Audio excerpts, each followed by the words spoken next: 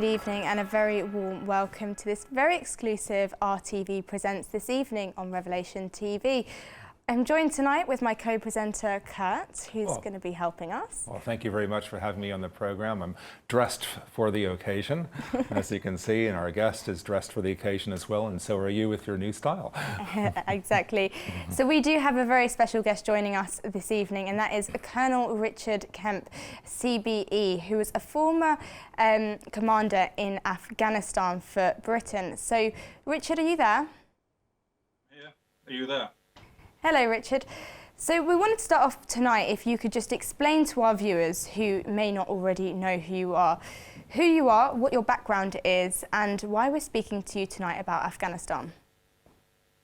I'm Richard Kemp. I was a British Army officer for 30 years. And during my service, which ended around about 2006, I served as commander of British forces in Afghanistan during 2003. And then later, after I returned from Afghanistan, I was working in the UK's Joint Intelligence Committee, which is the sort of top-level intelligence organisation working in the Cabinet Office. And my responsibility was for dealing with international terrorism intelligence, including Afghanistan.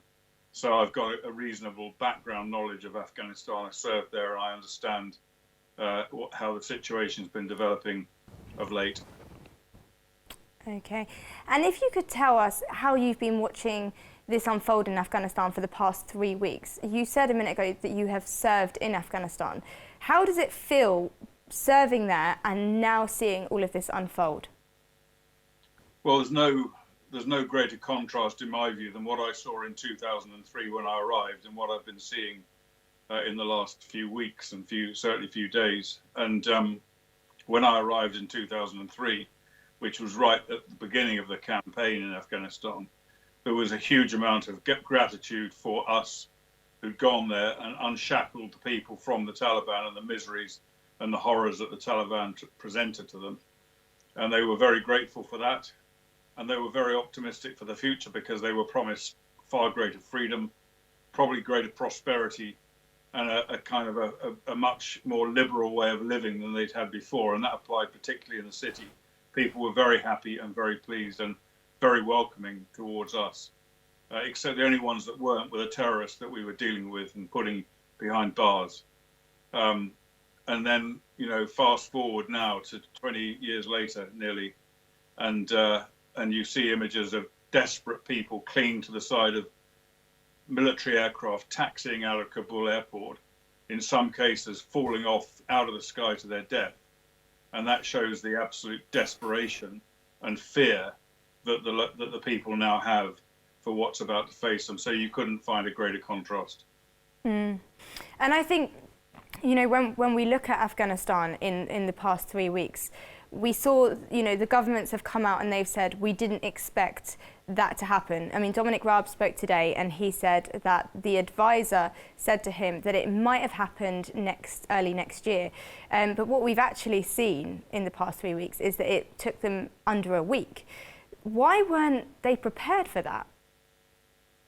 Well, you're right. The Dominic Raab, the Foreign Secretary, he gave evidence in Parliament at the Foreign Affairs Select Committee today, and he essentially said that the Joint Intelligence Committee assessment, and that, remember, is the organisation that I once worked for, the Joint Intelligence Committee assessment was that the government of Afghanistan and the infrastructure of Afghanistan would steadily decline over a period of months.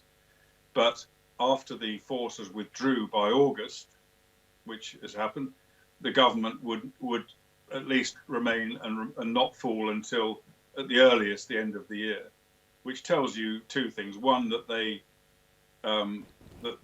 knew the government was going to fall. It's not, it's not a question of we hope they would remain. They knew they would fall, but they just didn't know how quickly they would fall. And I think that assessment was also shared very closely by the US intelligence and also by other Western governments. The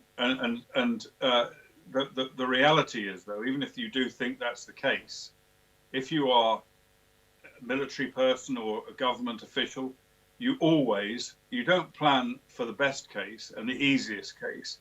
you plan for the worst possible case. So the reality is they should have, from the minute President Biden announced he was pulling out, and even before that, when the writing was already on the wall, they should have planned for that, for the collapse of the government immediately, and they should have started the evacuation of Western people, of British, American citizens, etc., and local Afghans that we wanted to save from their inevitable fate in the hands of the Taliban.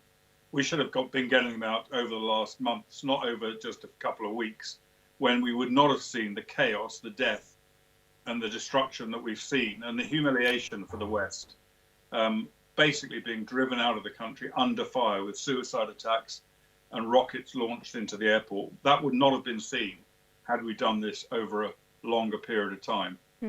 So it's a really catastrophic failure. You asked me why that happened. I don't know. I think, again, Rob suggested that it was perhaps optimism bias as a result of fighting and being involved in Afghanistan for 20 years and not really being able to believe that it could end like this. And that influenced their decision making, which was, of course, a fundamental error and something that definitely should not have happened. It shows flawed judgment at pretty much every level. And again, when he was giving evidence today, I'm going to read off this just for a minute, just because I want to get his words exactly right. He said that the number of people left in Afghanistan who are eligible to come to the UK is in the low hundreds, but the government are not actually sure how many people. Now, these people are UK citizens, they're Afghans, people who actually helped the UK government, and very vulnerable people. You know, they could be persecuted for being there. I find it crazy that we see also Pen Farthing, who's animal shelter person. Now, I love animals, but what message is the UK government sending here? They said they prioritised people and that it was all by priority, but I just think it's a bit of a shambles how some people have managed to get out, and yet they're almost abandoning these people that are still there. Well, it was inevitable, really, when they failed to plan properly ahead, and this evacuation operation, which was carried out actually with enormous bravery, professionalism, and courage by British soldiers, American soldiers, other national soldiers, and diplomats and others on the ground. But it was inevitable that within the time frame, they could not get everyone out, and nor does it surprise me that they don't know how many are remaining, because it's a chaotic situation. It's far from clear. I think I would be surprised if they did know how many they needed to get out. But they're working on it. They're working on trying to figure out who it is and identify where they are, and then try to find a way of getting them out, which is certainly not going to be easy now we've all gone. I'm not optimistic that they will succeed. But as to the animal rescue operation, I think that was actually very bad misjudgment. There was a private plane hired by this bloke Farthing, who was looking after the animals.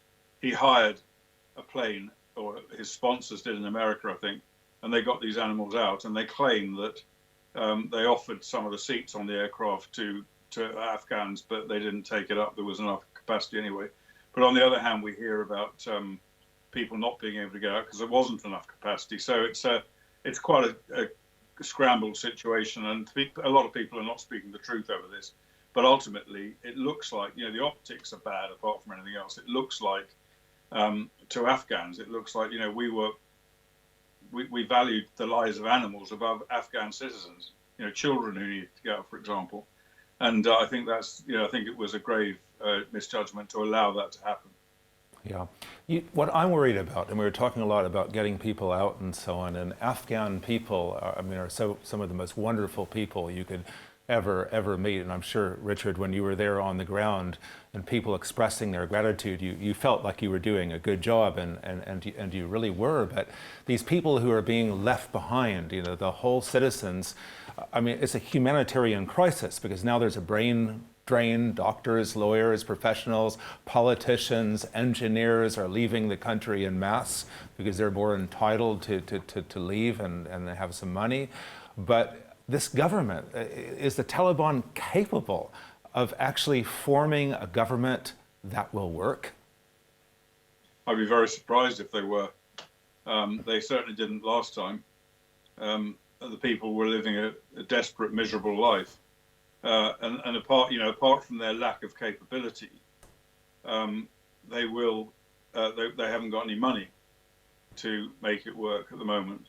I think they will. When it comes to the brain drain, I think a lot of those people who got out, who could be good for Afghanistan, probably would have ended up with their heads chopped off or a bullet in the back of the neck or something like that, because they had been working with the previous government. So I don't think the brain drain is calamitous on its own way for Afghanistan, because I doubt they'd have been able to contribute anything anyway.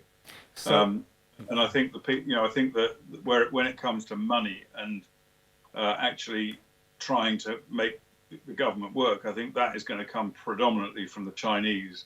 The Chinese were supporting the Taliban for a long time, and in fact they were paying Taliban to track down and kill Chinese Uyghur leaders who'd escaped from China into Afghanistan. That was one of the relationships they had with them. But the Chinese will now use their influence on the Taliban. They will no doubt provide funding, and they will pillage the country of its mineral wealth. So as an American, say, for example, you were advising President Biden and he said, should I release this $9 billion that we have designated for the former Afghan government? Should we just freeze all of their assets, or how can we help them? And if we help them, we're seen supporting them, but if we don't help them, the Chinese get in. If they don't help them, there's mass starvation. How do you recognize a government that's, that some people think is legitimate and others illegitimate? Well, for a start, I would not personally identify the Taliban. I would not recognize the Taliban. I would not advise President Biden to do that.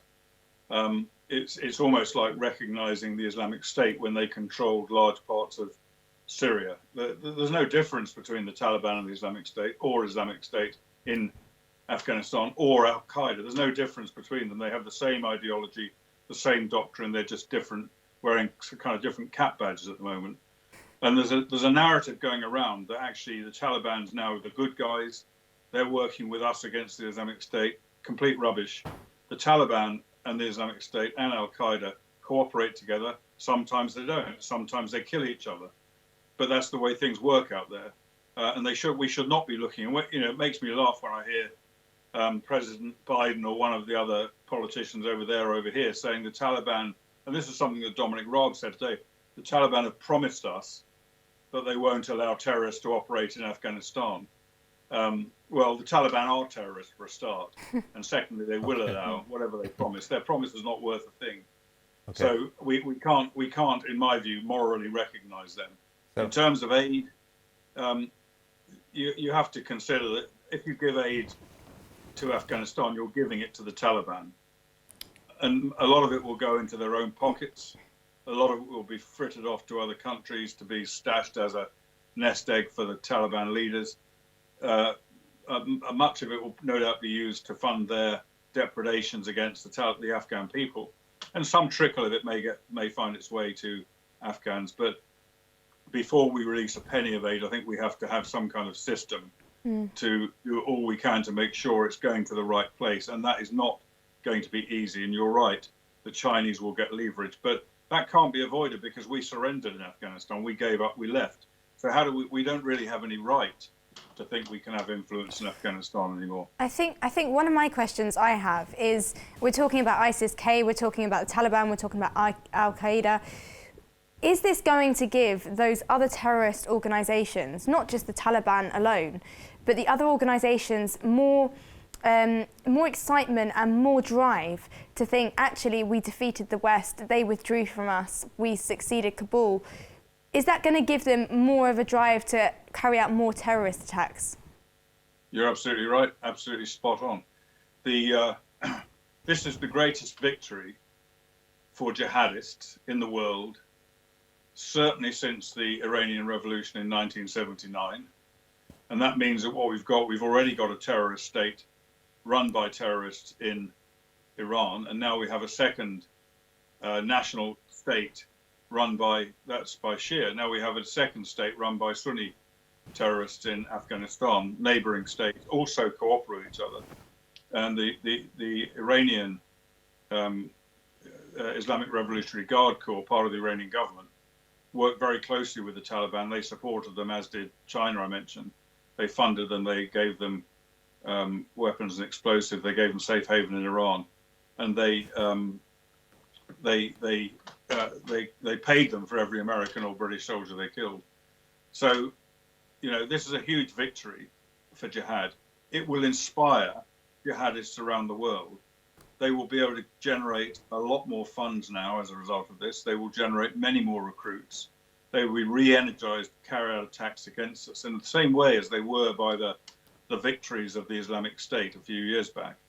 And we will also see jihadists of all types flooding into Afghanistan now. As they did before 9/11, they will train, they will prepare, they will plan, they will meet, they will receive directions, and they will go out and carry out terrorist attacks if they can. Of course, we will do all we can to stop that, but they will if they can. And I believe that we now face the greatest danger from terrorists at least since 9/11. Mm-hmm.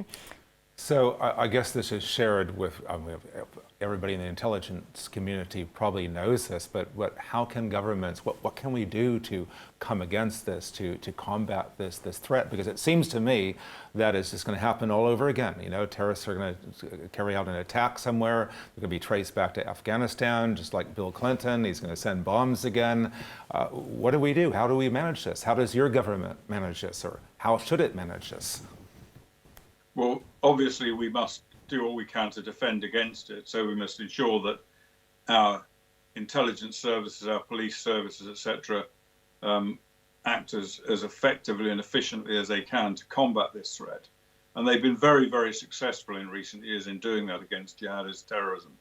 And they need to, if anything, up their game now to deal with this additional major threat. Because let's not forget the presence of Western armed forces in Afghanistan for 20 years stopped a terrorist threat occurring in the West from Afghanistan.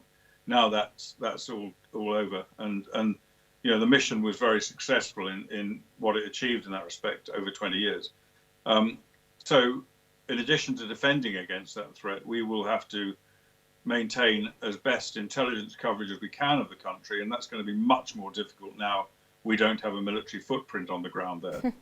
But we will have to do our best to do so, and then we will have to strike them where we find them from the air, and sometimes maybe from special forces raids if airstrikes are not going to work.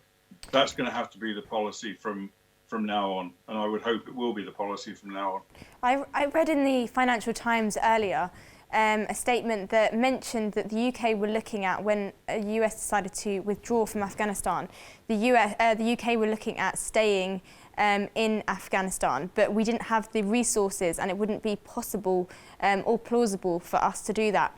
Is that down to military cuts that have been made in the past few years?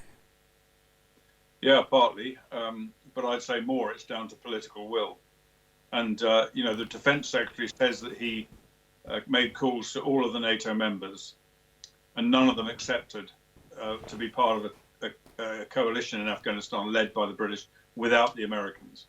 I think Turkey may have agreed, but no other NATO country did agree to it because they simply don't have the fighting spirit or the political will to do so without the Americans there to stroke them.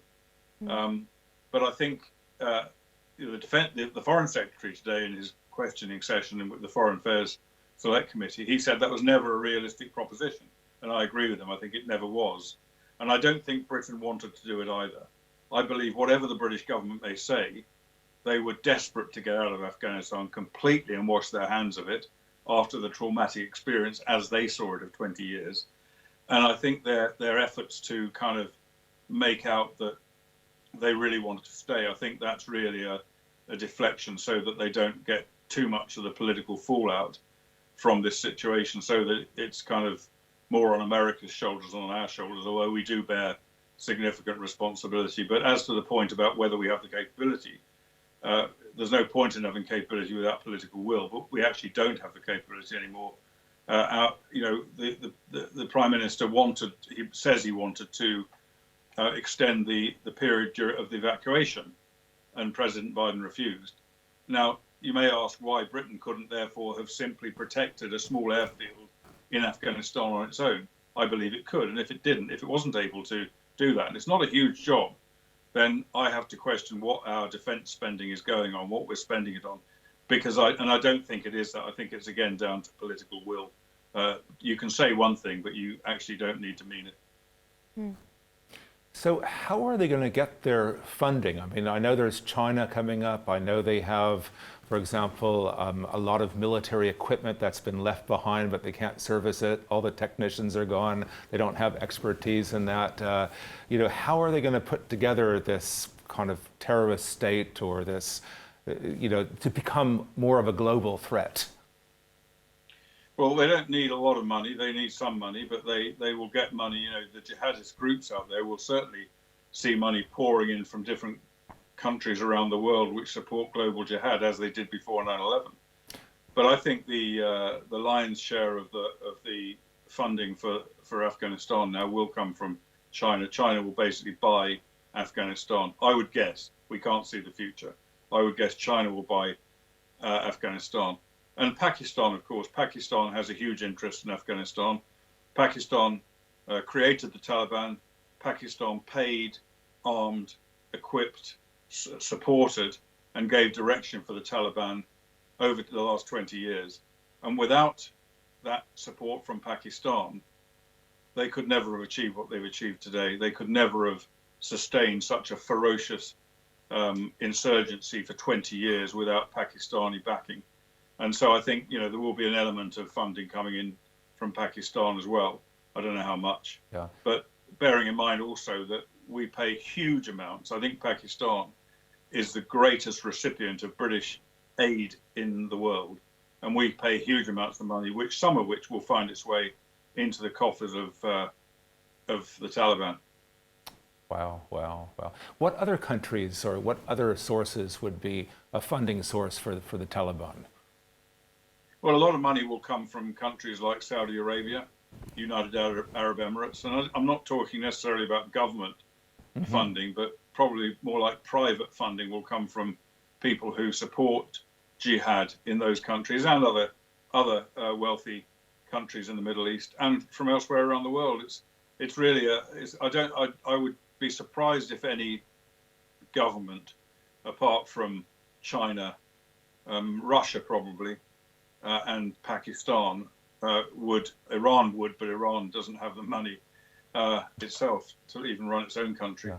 I was going to say, though, I'd be surprised if any other governments are providing direct, substantial funding, but there are many private funders. Should we have, what I'm getting at is, say, for example, we can identify 10 significant funding sources, including China, Saudi Arabia, individuals, whatever.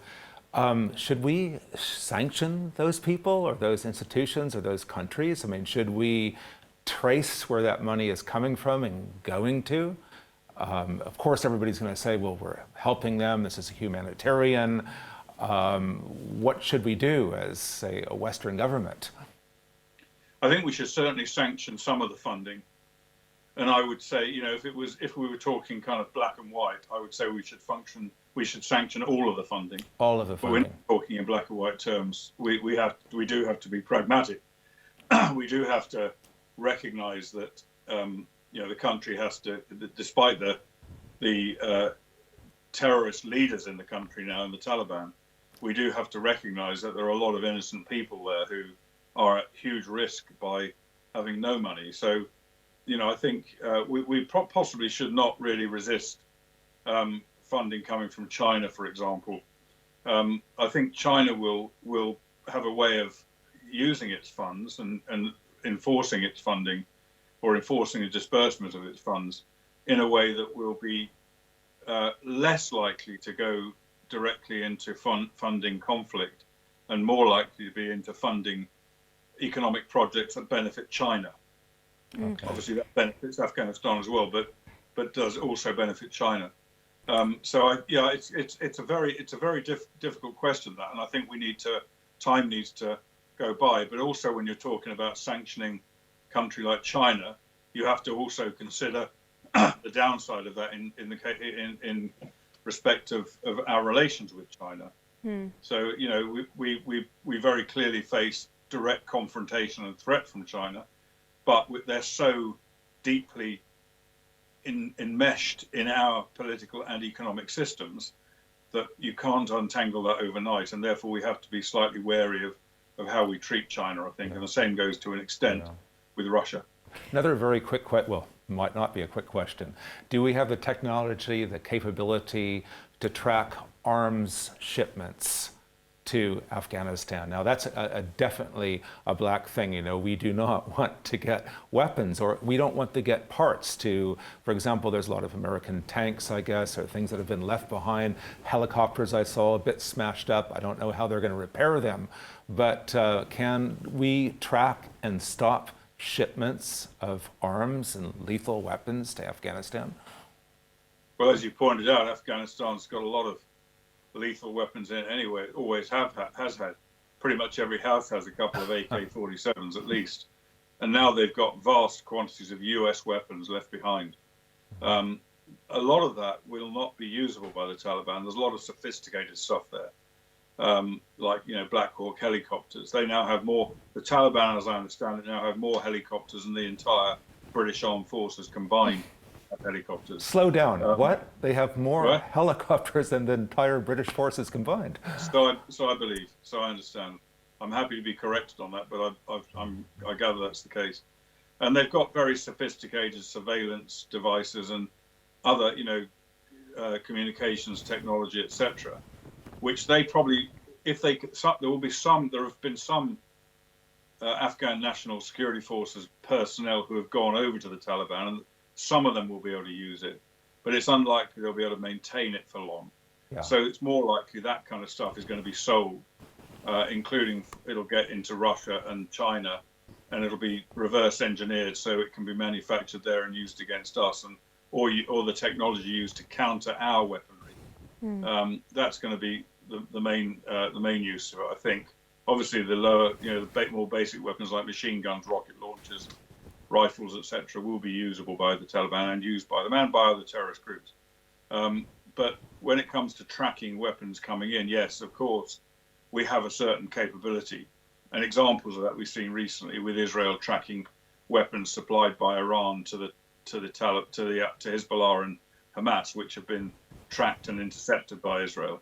So yeah, that is possible. But you won't stop it all, but some of it can be stopped. Yeah. Our viewers are writing in. Good evening. I'm watching your show live right now. Your amazingly equipped guest, Mr. Kemp, has wisdom, knowledge and experience.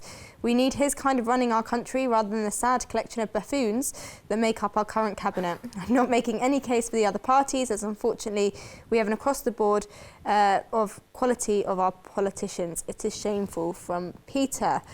I want to meet that person. And Margaret says, hi folks, I've heard people trying to blame President Trump for this mess in Afghanistan, but he did try to pin the Taliban down and tie them to certain conditions.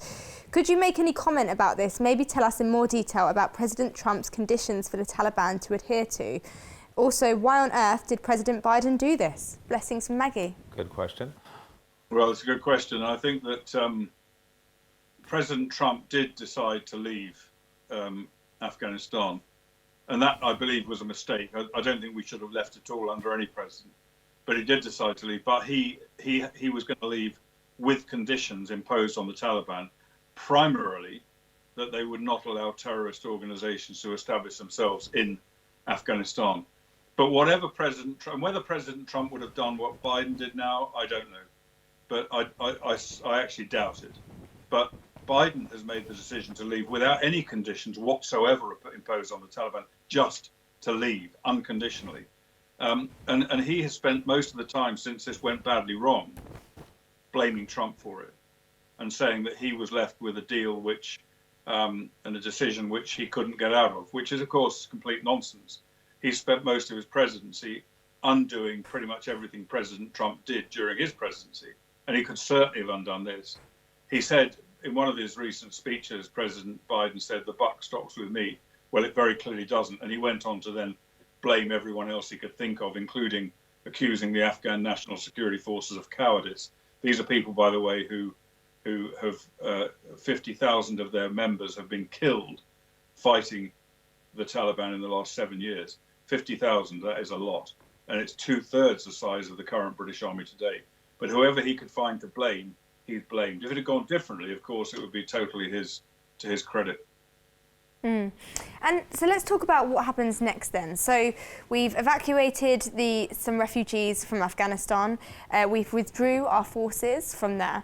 What's the government's next steps now? What's the future for Afghanistan, and what will the British government and US government be doing in these next few weeks? Well, as I said before, the British and the American government and other Western governments have lost their right to have any influence here just by walking out on it. They can't expect now to have any real influence. There's been a United Nations Security Council resolution a couple of days ago, or yesterday I think it was, calling on or demanding that the Taliban do not allow terrorists to operate in Afghanistan, and that they, do not abuse human rights in that country. Now, of course, a UN Security Council resolution to the Taliban is just nothing. It is irrelevant. It means nothing to them. Obviously, the hope is that somehow that will put pressure on them, and in exchange for them conforming to the UN resolution, some countries might recognise them and give them funding, etc. That's the only leverage that they could have, if any. I think for us, the only leverage we have, and the same goes for the US really, and other Western countries, is we apply our influence collectively to China, to Pakistan, to Russia, to use their influence, which is now much, much greater than ours, to try and moderate the Taliban's actions. Again, I'm not that confident it will happen, but that's one of the few things that can be done. Obviously, we need to maintain as great as intelligence coverage on the country as we can, so that we are able to hit the terrorists when they start planning and preparing attacks against us. We do need to do what we can to get those people that helped us during the 20-year conflict that haven't come out of the country, to get them out. And that's really only can be done, I think, as things stand at the moment, by making arrangements with neighbouring governments in the region for them to accept them across their border with our guarantee that they will then come to the UK. There are people who are trying to organise on the ground the movement of people to neighbouring countries, but it's going to be very difficult. I think some of it will happen, but it's not going to be that easy. And I think the other consideration is in the Panjshir Valley now, in the north of Afghanistan, the Northern Alliance is reforming. This is the group of northern Afghans from the north who formed the main opposition against the Taliban last time they were in power in Afghanistan. And it was the Northern Alliance that assisted the United States in liberating Afghanistan from the Taliban and from Al-Qaeda in 2001, 2002. And they're holed up now in the Panjshir Valley, which is a very difficult place to attack, although I gather that the Taliban attempted an attack on it yesterday or early today and sustained significant casualties from the Northern Alliance. That is led really by Ahmed Massoud, who is the son of the former leader of the Northern Alliance, who was killed by Al-Qaeda suicide bomb attack back in 2001, and also Ansarullah Saleh, who is previously was the first vice president of Afghanistan, who is now de facto the president of Afghanistan. If you don't accept that the Taliban has a legitimate government, so that group is there. What they are capable of doing, we don't know yet. It's really too early. But I think Britain certainly should do something to support them, maybe covertly, but certainly support them somehow. And I think they will also get support from some of the other neighbouring countries and also from India, which supported them extensively before. We're seeing a lot of the Taliban kind of doing press releases and obviously being there with the media. Are we fooled, do you think, by this Taliban 2.0, as they're now called, of, we're not going to harm anyone, yes, okay, music is banned and females won't be in a high position of power, but they'll still have jobs.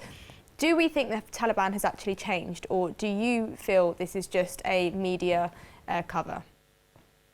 Well, I'm not fooled by them, I can tell you. I do know the Taliban have changed in two respects. One, they have become more media savvy, and that's why we're hearing these sort of words from them, which really mean nothing at all. And they will have learned some of their media practices from the Islamic State, who were extremely successful in knowing which buttons to press, mainly to terrorize the West. But also, the Taliban at the moment are looking to try and appease and placate the West. I think there was a big campaign recently in order to try and, make sure that Western countries did not mind about leaving, so they would leave in the knowledge that Afghanistan was in safe, equal opportunities, kind of diversity type hands, which is music to the ears of the West. And I think the reality is that they will. The other way they've changed is that they have become more focused on attacking overseas. But in 2001, they were focused entirely on Afghanistan. That was the Taliban's focus, and it was groups like Al Qaeda that were based in Afghanistan that were looking more outwards. The Taliban now, with many new younger fighters, many of whom have been fighting against the West for 20 years, some of whom have been in Guantanamo Bay, wearing orange suits, they now are more outwardly focused. So, I think the direct threat from the Taliban itself to the West, compared to 2001, is now significantly increased. So no, we can be pleasantly surprised. We can't say what will happen in the future. But I think you just have to think of those images of Afghans falling from the sky, having clung onto a military aircraft, falling to their deaths, to know what they think about the Taliban.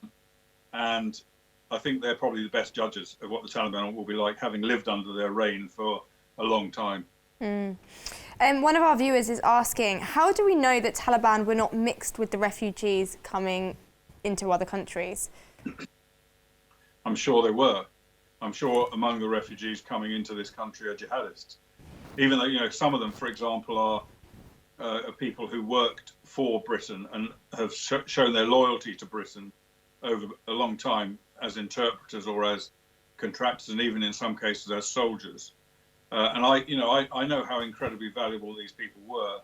I used a lot of interpreters out in Afghanistan. We couldn't have operated without them, and they were sometimes extremely brave. They sometimes took up arms themselves against the Taliban in emergency, and they saved the lives of many British soldiers. So I'm personally hugely grateful for them and respectful of them. However, we shouldn't forget that during the campaign, particularly towards the end of the campaign, that when we were in combat before 2014, there were a large number of what we call green on blue attacks. In other words, forces that we trained and were working with us, army and police, turned their guns on our soldiers and killed quite a lot of them, and even more Americans. So yeah, it can't be legislated against. There will be jihadists among the people who come here, and also among some of the people that come here, they will become jihadists because they may expect to walk down a path paved in gold and find it isn't the case, and then turn against us. So we can't, I don't say that's going to be a large number, but it's certainly going to be a part of the problem. Dawn's asking, do you think Blair should have taken us into Afghanistan in the first place? Yes, I do, Dawn. I think it was the only thing that could have happened. We remember 9/11, attack on the Twin Towers and the Pentagon. In that attack, it was the greatest terrorist attack in the history of the world. And in that attack, more Britons were killed than any other terrorist attack that we have ever experienced anywhere, alongside, of course, many more Americans. And that attack took more casualties in America than Pearl Harbor, which led to the war in the Pacific and ultimately the dropping of 2 nuclear bombs. So if you look at it in that sort of context, there was no option other than to avenge the deaths of the Americans in the Twin Towers and the Pentagon, and not just to avenge them, but also to stop that happening again from Afghanistan. And the only way to do that, the Taliban, first of all, were called upon to release and to give up the Al Qaeda terrorists who've been involved in planning it, including bin Laden, and they refused to do so. So there was no choice of them to go in, and it was the right thing to do. The debate comes then as to what we should have done next, and I think that's a hugely complicated question, whether we should have just left straight away or whether we should have stayed as we did and tried to give the Afghans the capability of building their own form of defence against this threat. If we just left straight away, there would have been an immediate vacuum, that it would have been back to where it was before we went in, which actually it is now. So it was 20 years of success, 20 years of preventing terrorist attack in Afghanistan. But all that, the sacrifices made there were not in vain by British or American or any other forces, but they've now been betrayed by effectively the surrender to the Taliban. I'll read one more email and I'll let Kirk carry on. Why aren't our leaders listening to our experts like Colonel Kemp? I would treasure the opportunity and privilege to meet Colonel Kemp. It is so refreshing to hear such straightforward input built upon knowledge and experience. Thank you for organising and arranging this amazing interview. I so wish and pray that we could hear and see this amazingly blunt and no-nonsense assessment. From Peter. You're making me blush. Yeah. Well, hey, of course, if I was an American, I am an American in American TV, I would ask, are you running for office? You know, it sounds like people are voting for you already. You don't have to answer that. But I was at Ground Zero with my wife just 3 weeks ago. And it's a very emotional experience because last time I was there on the Twin Towers, also with my wife, and you just see the name after name after name. And I think the younger generation, maybe we've forgotten about this, just what it is to be under a terror.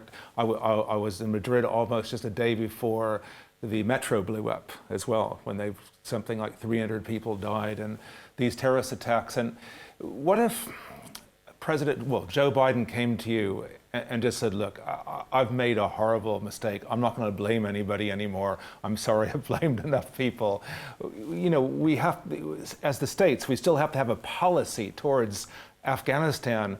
What should our policy be if you were an American politician? What would you advise Joe Biden?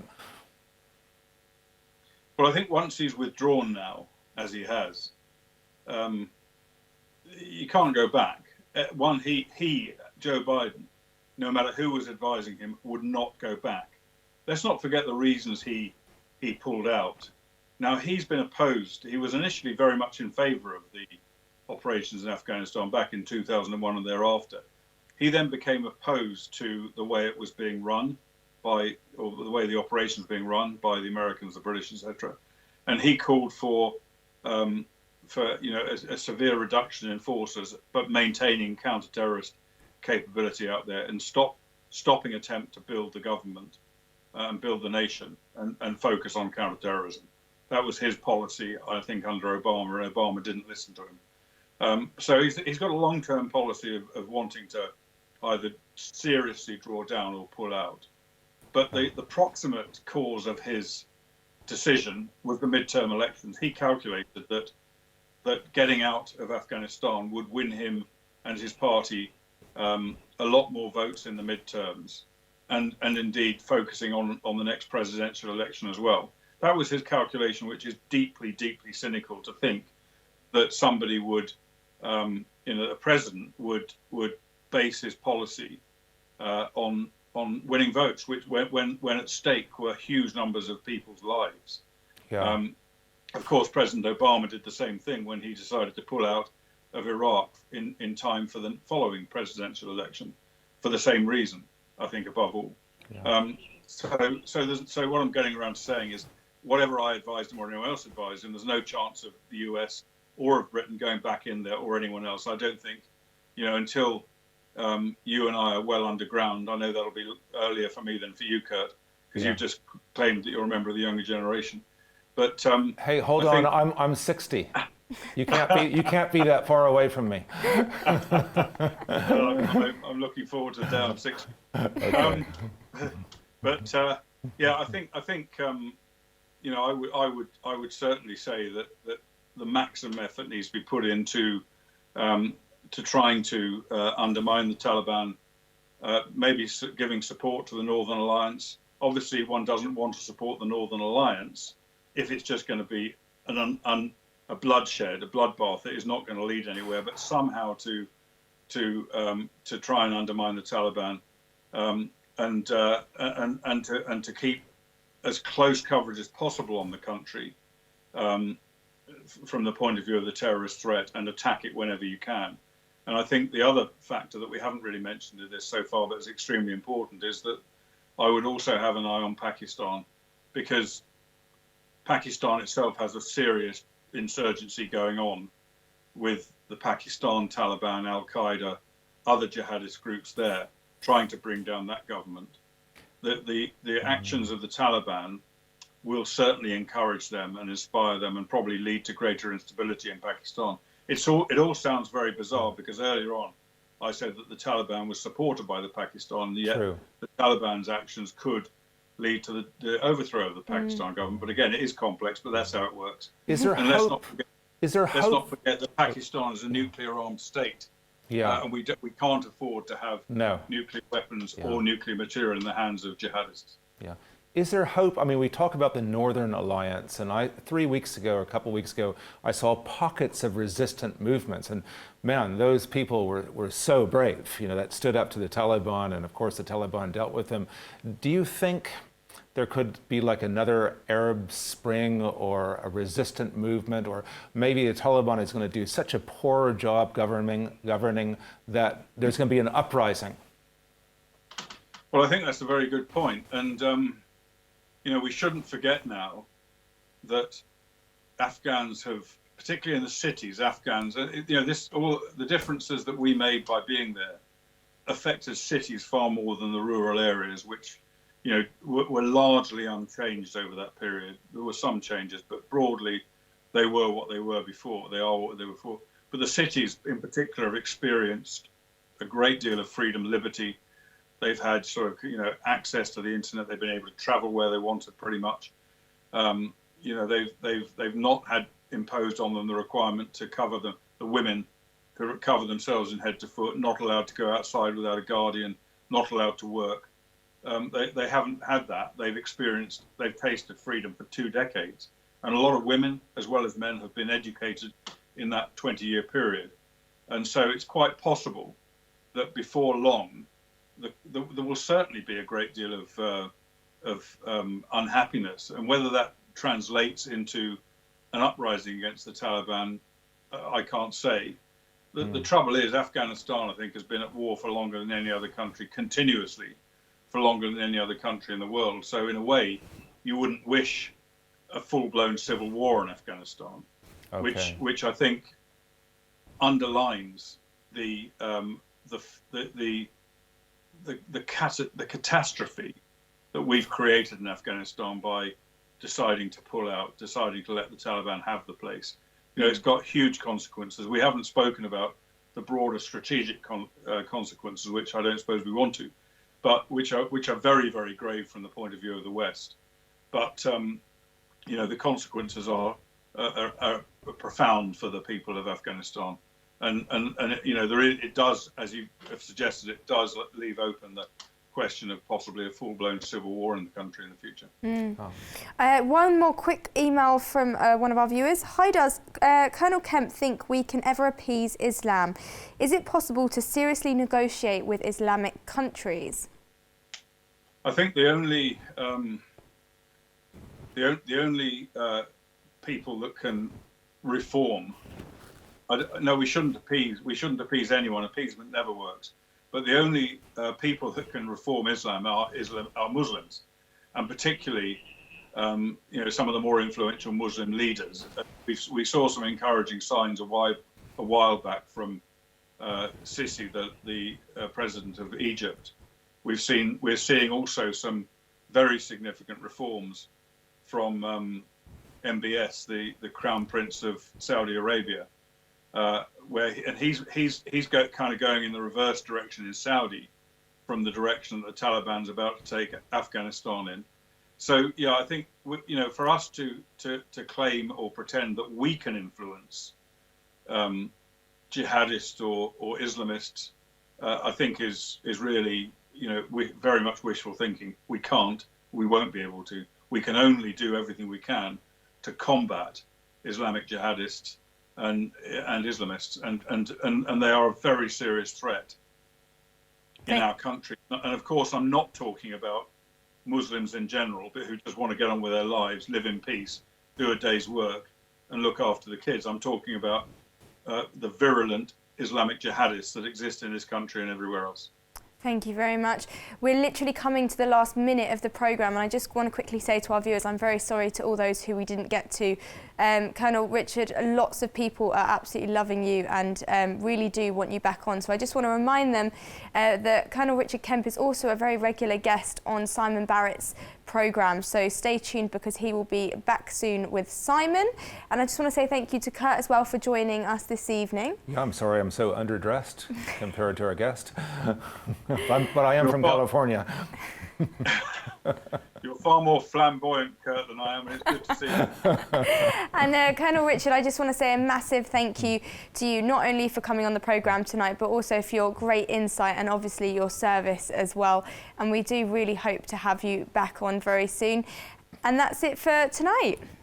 Yeah. Thank you very much. And if you ever do run for office, I can't vote for you because I'm American, but my wife is British and she can put in her vote. Okay. Maybe I'll run in the US. You're still a young man.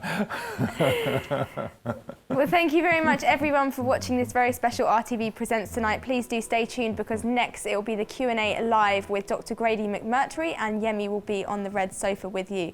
We'd like to finish off tonight with this song, which is Mercy Me. Only imagine what it will be like when I walk by your side. I can only imagine what my eyes will see when your face is before me. I can only imagine.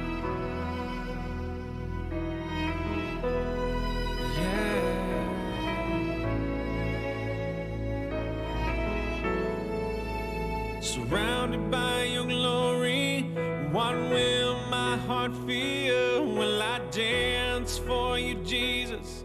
Or in awe of you be still? Will I stand in your presence? Or to my knees will I fall? Will I sing hallelujah? Will I be able to speak at all? I can only imagine. I can only imagine. I can only imagine when that day comes and I find myself standing in the sun. I can only imagine when all I would do is forever worship you. I can only imagine, yeah.